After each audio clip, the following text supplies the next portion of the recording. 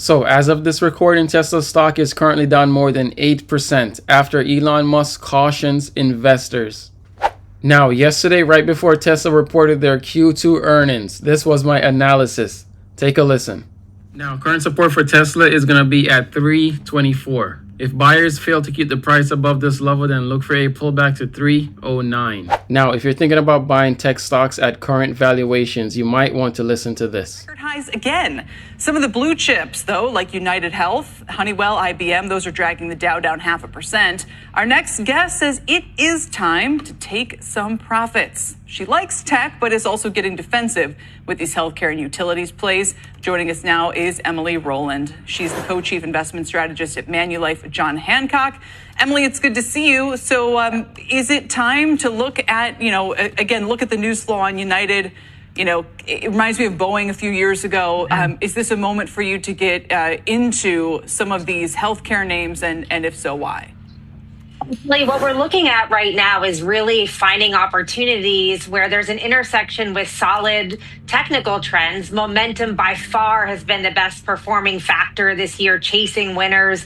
We want to be there, but we want to think about combining that with quality. So looking for opportunities in stocks that have great return on equity, good free cash flow, really an ability to maintain margins at a time that they're coming under pressure. So that's leading us to overweights in areas like tech stocks, communication services, healthcare, and utilities. One thing we've been looking closely at is the PEG ratio. I don't want to get too technical here this afternoon, but they're talking about this. PEG ratio is having a moment. Go ahead. It really is. And it's about kind of not just momentum, but quality momentum. So it really measures how much you're paying for future earnings growth. We want to be thinking about ways we can manage valuation risk while still participating in markets, because a lot of things are going right. The technical trends are there. Earnings growth is holding in. The economy is doing all right. The biggest risk to markets right now is that there is no risk.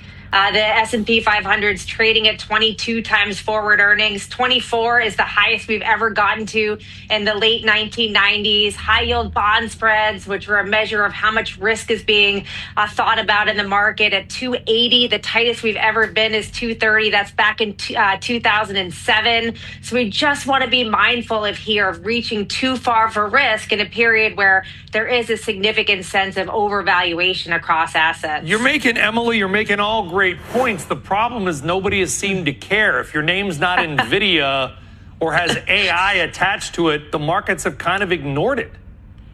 Well, there has been some broadening out. We've seen areas like lately, yes, very lately. Financials, industrials, really, honestly, Brian, everything is up. This is just one of those everything rallies where markets are brushing off every risk that's come its way. And we've also seen tariffs really lowering the bar for earnings as well. 5% earnings growth was a low bar after double digits last quarter. And we've had this cacophony of events, from tariff announcements to supply chain concerns to this massive roller coaster of sentiment, with consumers having deeply, deeply negative sentiment to start the quarter. And now we're seeing just absolute surging sentiment. So there's been a lot for companies to navigate. And I think analysts are saying, hey, you did a pretty good job and you maintain profitability here, you get an A+.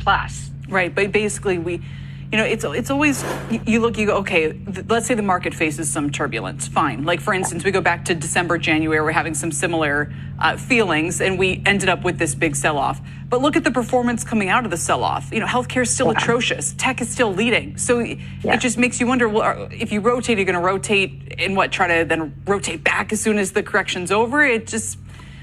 Maybe that's what professional management is, but it feels like it's really hard to do all of that timing.